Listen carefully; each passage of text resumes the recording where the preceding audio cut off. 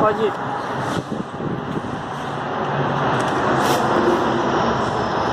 Nós estamos aqui na frente do restaurante Dragão. A gente deu 10, 20, 30 anos de serviço. E aí a gente chega para trabalhar e encontra essa frase: a operação deste estabelecimento está encerrada em virtude do falecimento do proprietário. Todo mundo aqui era apaixonado pelo proprietário. Era mais que família. Era mais do que a casa da gente. A gente cuidava disso aqui.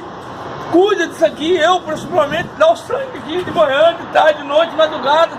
Quando quebra qualquer coisa, chama: fulano, vem que quebrou o negócio aqui. A gente vem com o maior coração. Vai fazer as coisas, não nem por causa do dinheiro, para sustentar a casa da gente. Quando o funcionário sai de uma empresa, dá abandono de trabalho. Quando dá abandono de trabalho, o funcionário pede tal.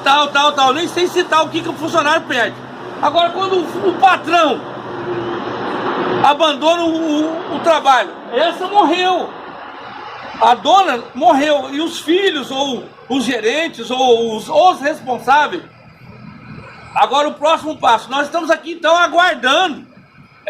Ninguém quer quebrar nada aqui. Nós queremos aguardar para trabalhar, para voltar a funcionar. Eu sei que tem uma firma aqui atrás que ela quebrou, abriu falência, e os funcionários fizeram uma cooperativa para voltar a funcionar. O que nós devemos fazer então? Quando acontece um fato desse, eu não sei qual é o próximo passo.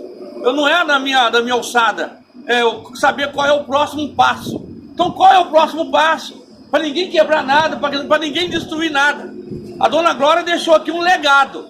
Legado é um valor invisível de funcionamento. O que nós devemos fazer para as coisas funcionar naturalmente e cada um pagar as suas responsabilidades financeiras da sua vida, da sua família, da sua casa. Então eu estou aqui abrindo meu coração, porque eu sou apaixonado nisso aqui. Eu vivo aqui há mais de 17, 18 anos. E eu não gostaria de ver nada destruído, nada depredado e nada roubado daqui. Porque nós temos aqui a nossa vida.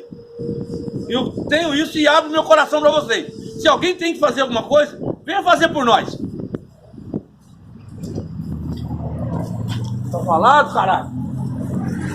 Restaurante Dragão, quilômetro 159, Jacareí.